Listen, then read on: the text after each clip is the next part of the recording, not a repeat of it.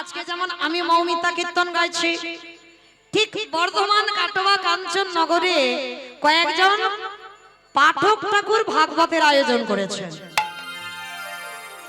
তা বিহারি রাস্তা দিয়ে যাচ্ছে, যেমন আপনারা ভক্তরা রাস্তায় দাঁড়িয়ে আছেন, রাস্তার ধারে কীর্তন হচ্ছে, ভক্তরা মানে হাজার হাজার ভক্ত সব একেবারে দাঁড়িয়ে আছে বাবা, সেখানে মানে ভিতরে যাওয়াই যাচ্ছে না।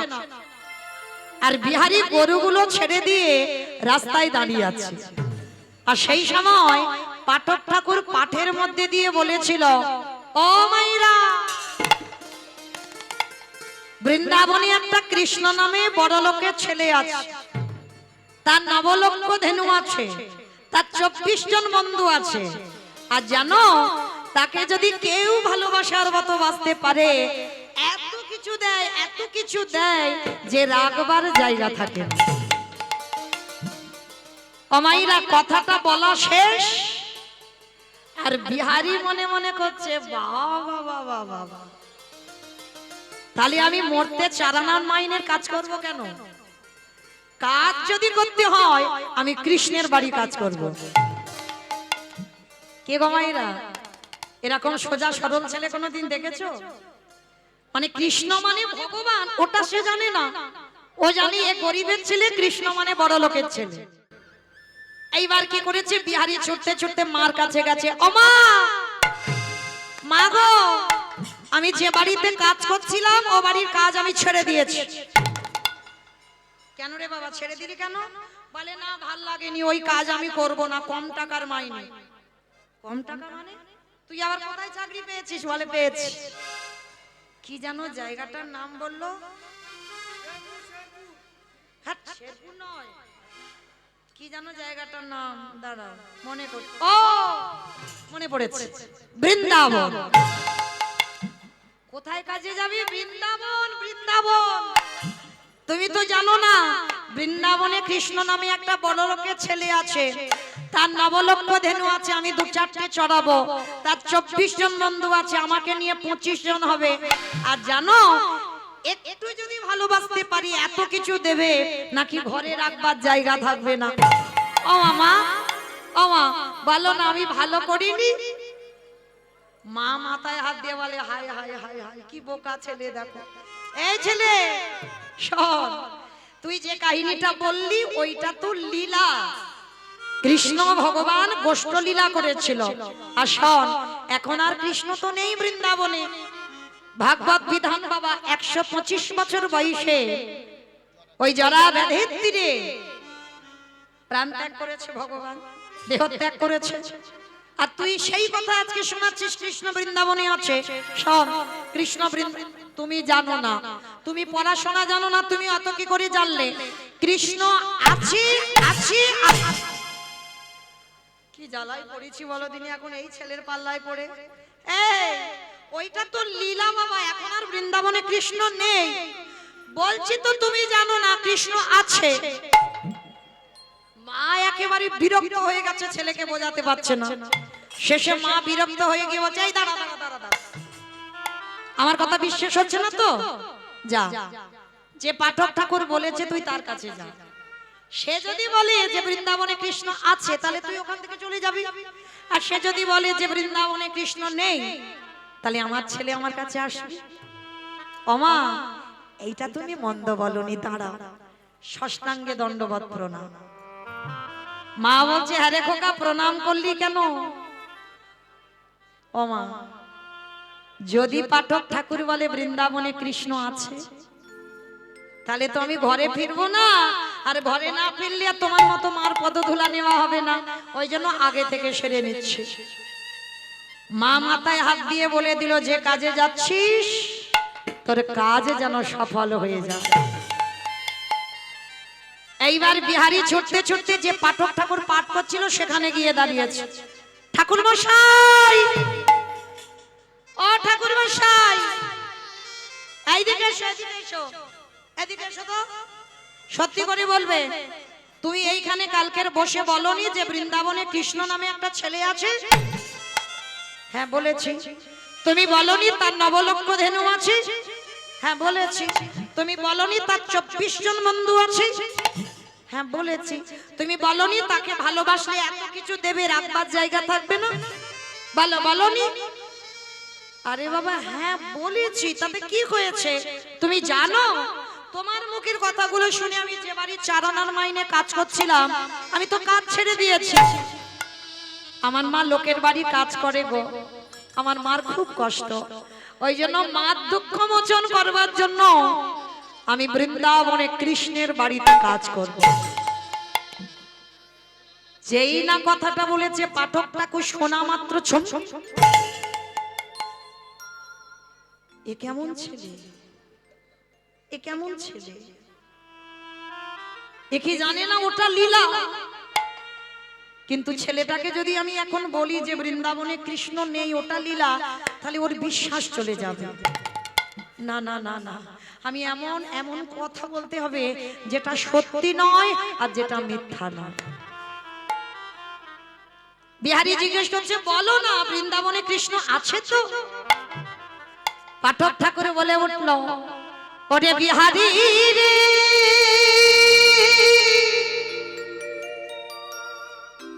হরি আমার ডাকে আমার কৃষ্ণ বৃন্দাবনে নতুন করে লীলা করিবে না, কিন্তু তোরে প্রেমে তোরে ভালোবাসায় তোরে ভক্তিতে আমার কৃষ্ণকে, আমার কৃষ্ণকে নতুন করে লীলা করিতে হবে।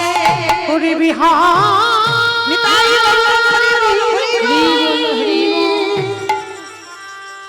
এমন এই অনুরাগী না হলে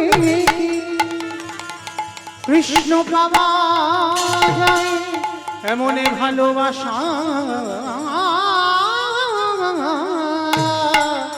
না দিলে কি কৃষ্ণ পাওয়া যায় রে।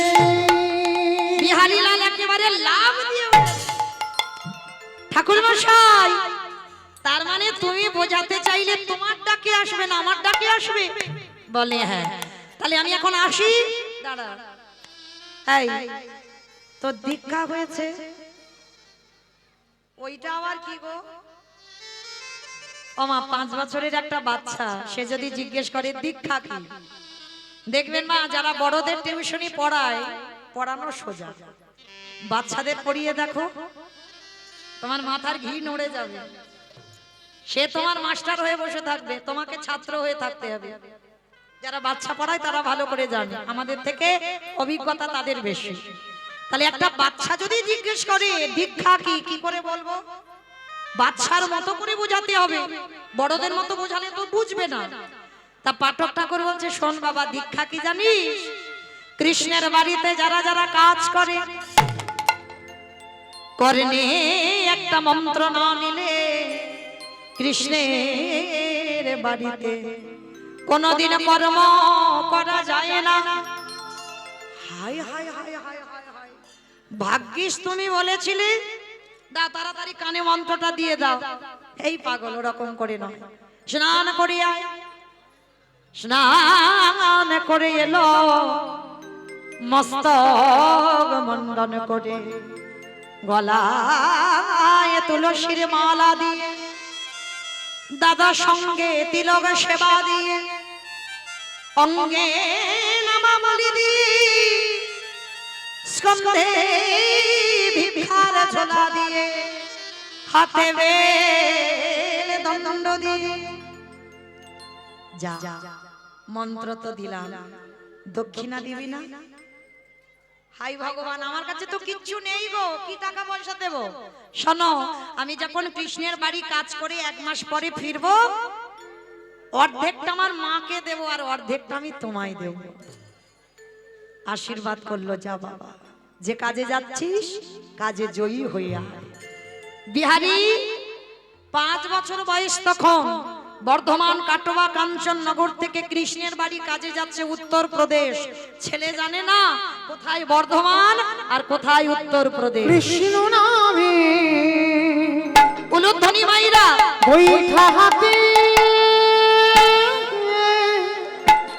চল রে তোরি বাইয়া কৃষ্ণ নামে বৈশাখী চলে রে তুরি বাইয়া ওরে গো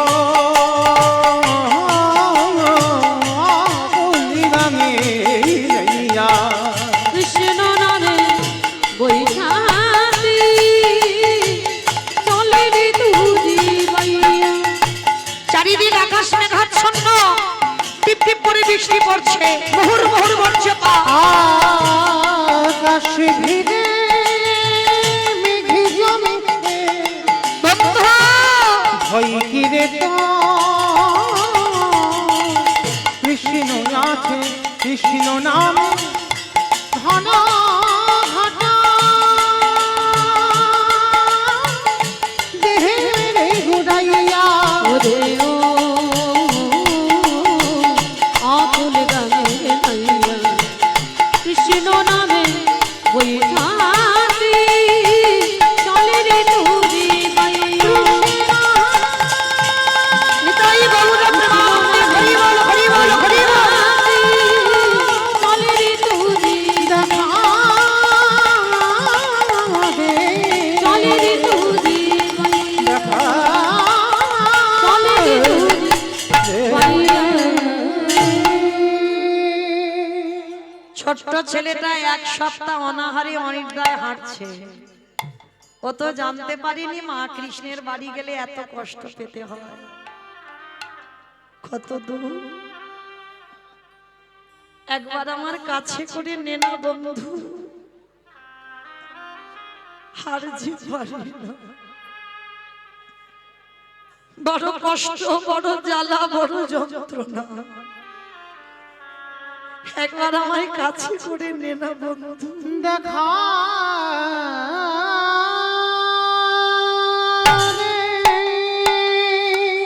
একবার কাছে করে। হরে কৃষ্ণ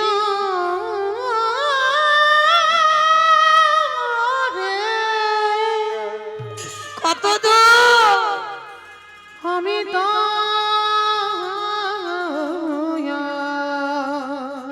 কত দূর কত চলিতে পারি না দেখা দি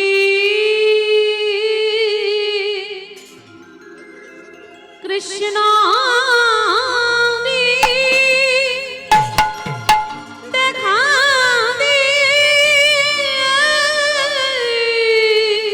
দেখা দে প্রাণের সখা দি দেখা দে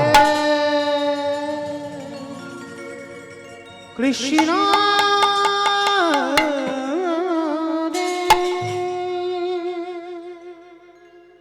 হাঁটতে হাঁটতে যখন আর হাঁটতে পারলো না, গাছের শিকড়ে পা বেঁধে দিয়ে পড়ে গেল। সঙ্গে সঙ্গে চেতন সত্তা ভগবান বন্ধুরূপ ধারণ করে এসেছে বিহারীর কাছে। এই ভগবান হঠাৎ ধরা দেয় না মা। এই তোর নাম কি? আমার নাম বিহারী। ও বন্ধু তোমার নাম কি গো? আমার নাম বিপদ ভঞ্জন মধুসূদন। যারা যারা বিপদে পড়ে তাদেরকে আমি রক্ষা করবার জন্য আসি। আচ্ছা বিপদ ভঞ্জন বলতে পারো কত দূর আর কৃষ্ণের বাড়ি? বাবা জলে দাঁড়িয়ে জল জল করছে। ভগবান মনে মনে ভাবছে দাঁড়া, একে তো সত্যিটা বলা যাবে না, মিথ্যা করে বলতে হবে। বিহারী তুই এসে গেছিস। ওই তো ওই যে ঘরটা দেখতে পাচ্ছিস ওটাই তো কৃষ্ণের বাড়ি। ওটা কৃষ্ণের বাড়ি? তাহলে ঠিক আছে বন্ধু, আমাকে একটু নিয়ে চলো না।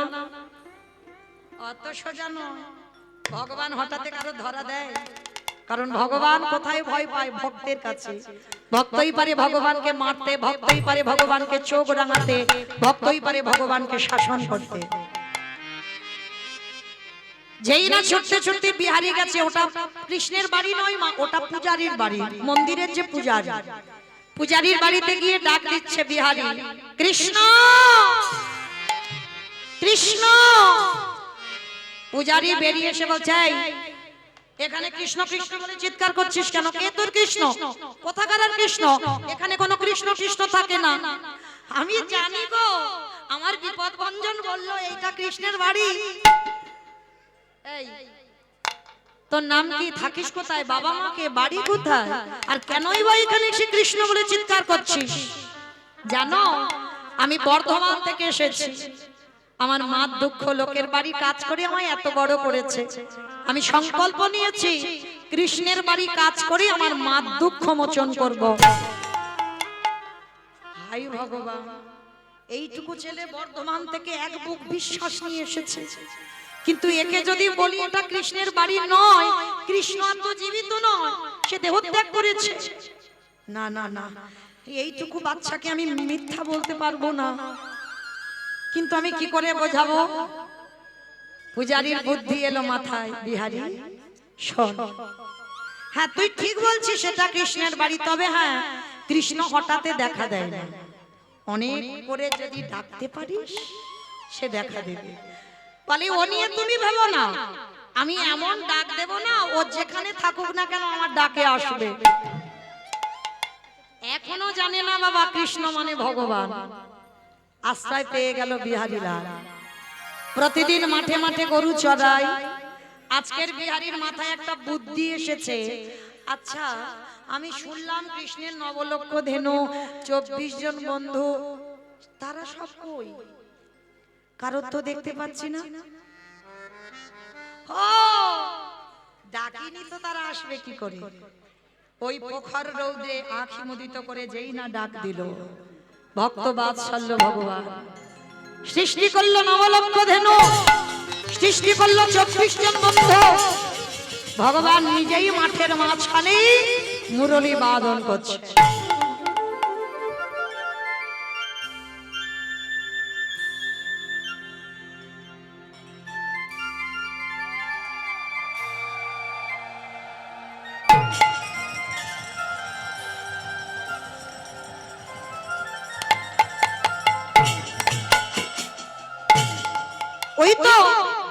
ওই তোমার বন্ধু কৃষ্ণ দাঁড়িয়ে আছে। বন্ধু যা হলো হলো, আজকে তোর মাঠে চড়ালাম না, কালকে তোর সঙ্গে তোর মাঠে চড়াবো।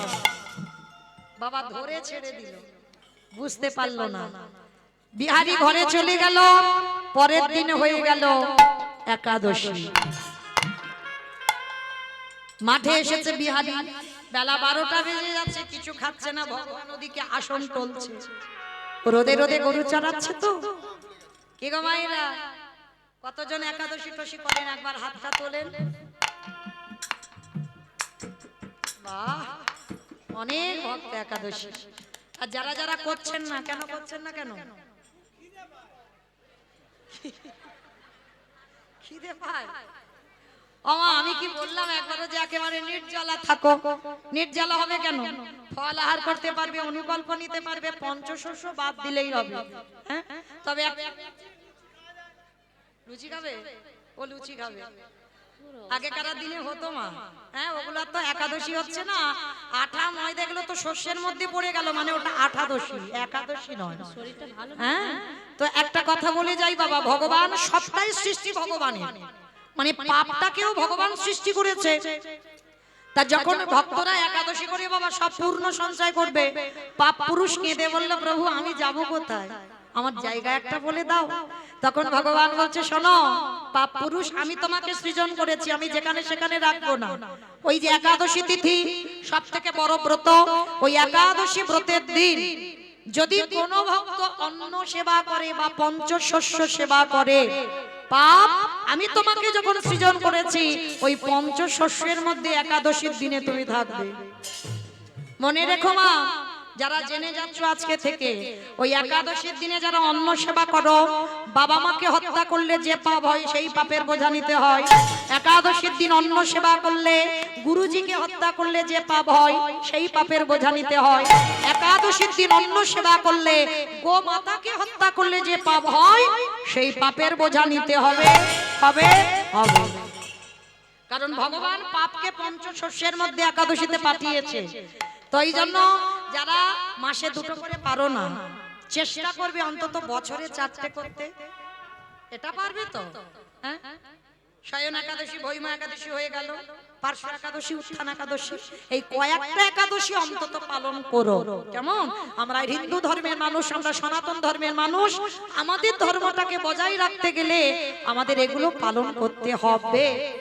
আজকে ছোট্ট বিহারী 5 বছরের ছেলে একাদশীর উপবাস, ছোট্ট ছোট্ট বাচ্চাদেরকেও শেখাবে। এই যে আমার ছেলেটা 5 বছর থেকে করে, একাদশী ধরে নিয়েছে। মানে আমি ছেড়ে দিতে বলি, এবার একাদশী করে ছাড়ে না। আমার এই বোনের ছেলে 3 বছর, মানে জন্ম থেকে আহার যেদিন থেকে করে সেদিন থেকে একাদশী। তাহলে ধরাবে কে? মা। মাটি ভালো হতে হবে, তারপরে তোমার ফসলটা ভালো হবে। তবে তো তুমি নেতাজির মতো ছেলের জন্ম দেবে, বিবেকানন্দের মতো ছেলের জন্ম দেবে, বিদ্যাসাগরের মতো ছেলের জন্ম দেবে, রবীন্দ্রনাথের মতো ছেলের জন্ম দেবে। তাহলে মাটি ভালো নয়, ওই জন্য বাবা একটা ফসল এখন ভালো হয় না। নিতাই গৌর প্রেমানন্দে হরি বল। তো আজকে বিহারী 5 বছরের ছেলে একাদশীর উপবাস। ভগবান মনে মনে ভাবছে ছেলেটা তো কিচ্ছু খাইনি, যাই আমি একটু খাবারটা খাইয়ে দিয়ে আসি। ওই পূজারীর একটা নিজের জন্ম দেওয়া ছেলে আছে গোপাল, গোপালের রূপ ধরেছে ভগবান, আর খাবারের থালাটা নিয়ে আমার ভগবান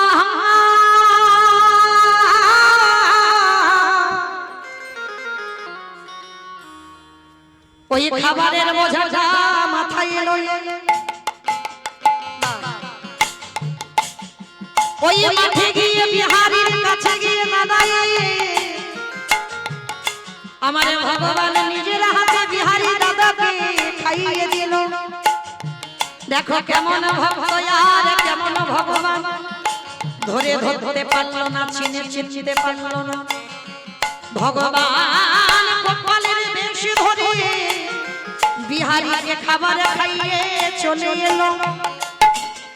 বিকালবেলা বিহারী এসে বলছে, বাবা তুমি আমার ভাইকে মাঠে পাঠিয়েছো, একদিন একাদশী নয় নির্জলায় হতাম, ওইটুকু ভাই মাঠে নেমেছে।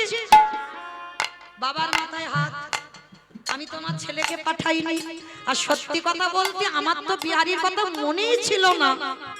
তাহলে আমি মিথ্যে বলছি না, আমার বিহারী মিথ্যা বলছে না, আমার ছেলে গোপাল মিথ্যা বলছে না, তাহলে মিথ্যা বলছে কে?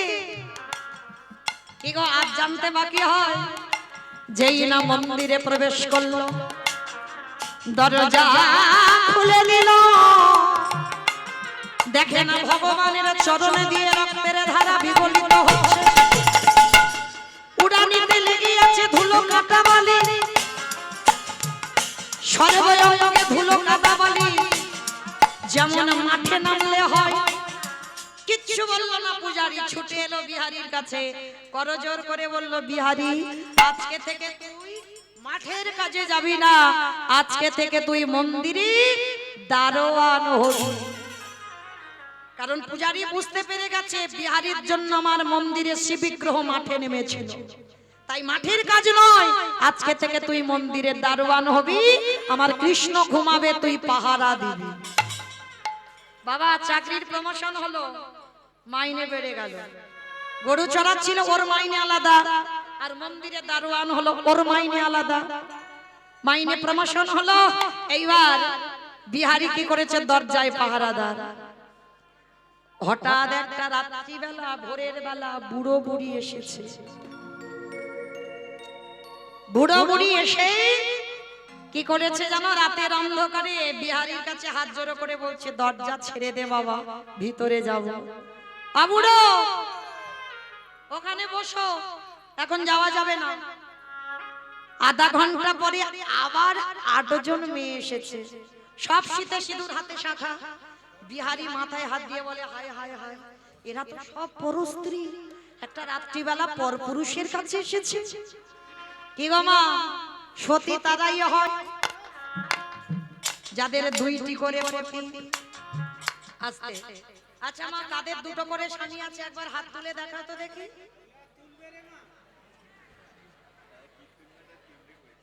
তোলো তোলো, ভয় পাচ্ছ জানাজানি হয়ে যাবে। কারো 2টো স্বামী নয়, তার মানে সব তোমরা অসতী। বাবা হাত, ওই একজন উঠেছে, ওই একজন উঠলো। মানে আলাপ বলা তো একটু বুঝতে দেরি হয়। জগতে সতী তারা যাদের দুইটি করে পতি, এক ঘরে পতি আর এক বাইরে পতি। এই দুই পতির চরণে যারা ঠিক ঠিক ভজনা করে এ জগতে সেই তো হয় সতী নারী। ঘরে পতি কোনটা? ইট বালি সিমেন্টে গাঁথা ঘর নয়, এই রক্ত মাংসে দেহে গড়া ঘর, এই রক্ত মাংসে দেহে গড়া ঘর। বাম দিকে হাত দিয়ে দেখেন ধপ ধপ ধপ, ওইটা পরমাত্মা রূপী ভগবান। ওই পতি আছে বলে তুমি কীর্তন শুনছো, আমি কীর্তন গাইছি, আমার সম্প্রদায় সহযোগিতা করছে। ও পতি যদি চলে যেত না তোমারে আর কেউ চিনত না। বলো হরি, হরি বল, বলো হরি। হরি বল। দেহটা জ্বালিয়ে পুড়িয়ে ছাই করে দিত, তাহলে ওইটা ঘরের পতি। আর বাইরের পতি অগ্নি সাক্ষী করে বাবা যার হাতে দিল ওইটা বাইরের পতি। এই দুই পতির চরণে যারা ঠিক ঠিক ভজন করে এ জগতে সেই তো হয় সতী না বলে জগতে সেই তো সতী নারী। আসতে তা এইবার 8 জন মেয়ে বসে আছে, সে এসেছে একটা রূপ লাবণ্যময়ী নারী। আর সেই নারী এসে যেই না দরজাটা খুলে দিল বিহারী সামনে দাঁড়িয়ে আছে। আর সামনে দাঁড়িয়ে থেকে আমার ভগবান বলছে, বিহারী এতদিন আমাকে তুই চিনতে পারিসনি, আমি তোকে সাক্ষাতে দেখা দিলাম। এইবার ভগবান পাথর রূপ ত্যাগ করে বন্ধু রূপ ধারণ করলো। বিহারী বললে, হ্যাঁ রে মাইনে দিবি না? আমা এতক্ষণ এই যে এতক্ষণ গান গাইলাম, মাইনে না দিলে হয়? মাইনে নেব তারপরে তো যাব। আমি নয়, বিহারী বলছে 1 মাস হয়ে গেছে, মাইনে দে। বল কি মাইনে চাস? ওরে কানাই রে, আমাদের মতো মাইনে নয়, বিহারীর মাইনেটা চাওয়া দেখো। বর্ধমানে আমার মা বসে বসে কাঁদে, কানাই রে মাইনে যদি দিতে হয় আমার মায়ের ভবন দীপা করে করে দিবি। আমি অন্য কিছু চাহি না রে, হাত ধরে পার করে দিবি। তাহলে এটা আমার প্রথম মাইনে। দ্বিতীয় মাইনেটা দে, যার জন্য তোরে দেখা পেলাম। আমা বলো তো বিহারী কার জন্য কৃষ্ণ কৃপা দর্শন হলো? গুরুদেব, বাহ, গুরুদেব দেহ শুদ্ধ করে দিল, আমার গুরুদেবকে কৃপা করিস। তা ভগবান বলছে, হ্যাঁ রে বিহারী তুই কিছু চা। বলে, আমি আর কি চাইবো, আমি তো সব থেকে বড় ধনী। বাবা পৃথিবীতে ধনীকে যাদের অনেক টাকা আছে, আমার তারা ধনী যাদের অনেক টাকা আছে। তাহলে কারা ধনী গো? এ জগতে যে জন কৃষ্ণ প্রেম সম্পদ অর্জন করে এ জগতে সেই তো ধনী, এ জগতে সেই তো ধনী। কৃষ্ণ চরণ ছাড়া আনা জানে না, এ জগতে সেই তো কৃষ্ণ ধনী। চরণ ছাড়া আনা জানে না। এ জগতে সেই তো ধনী। শোন, এতদিন আমি বৃন্দাবনের বঙ্কুজি ছিলাম, আজকে থেকে তোর নামটা আমার নাম নিয়ে জুড়ে দিলাম। বৃন্দাবনে প্রতিষ্ঠিত হলাম। বৃন্দাবনে বঙ্ক বিহারী লাল কি, বঙ্ক বিহারী লাল কি, বঙ্ক বিহারী লাল কি। সাক্ষাৎ রাধা গোবিন্দ যুগলে দাঁড়ালেন, ভক্তরা দর্শন করলো। মনে চাহে প্রাণে ছাড়া ও গো দিলে যাই যা রে গো। আমা ভালো থাকবেন, সুস্থ থাকবেন, শুভরাত্রি। সবাই দেখি হাত দুটো আমার সঙ্গে তোলেন। সবাই যাবার সময় একবার একসঙ্গে তালে তালে করো তালি, কেমন?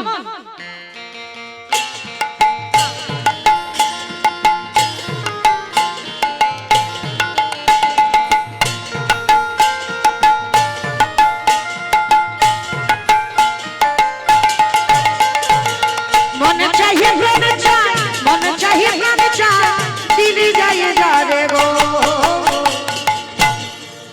তোমরা কুঞ্জ সাজাবো, আজ আমার কাননা কাশিতে তোমরা কুঞ্জ সাজাও গো আজ আমার প্রাণ শিখে পারে বসন্তে সময়ে কোকিল ডাকে কুহু সুরে বসন্ত সময়ে কোকিল ডাকে কুহু সুরে বসন্তে সময়ে কোকিল ডাকে কুহু সুরে বসন্ত সময়ে কোকিল ডাকে কুহু সুরে এই যৌবন বসন্ত আমার রইতে না রে ঘরে যৌবন বসন্ত আমার রইতে না রে ঘরে তোমরা কুঞ্জ সাজাও গো আজ আমার প্রাণ শিখে পারে আতরে গোলাপ ছুবা চন্দন ছিটাইয়ে দাও ঘরে তোর গোলাপ চুয়া চন্দন ছিটাইয়া দাও ঘরে আবার সাজাও গো ফুলের বিছানা পবিত্র যন্তরে কুঞ্জ সাজাও গো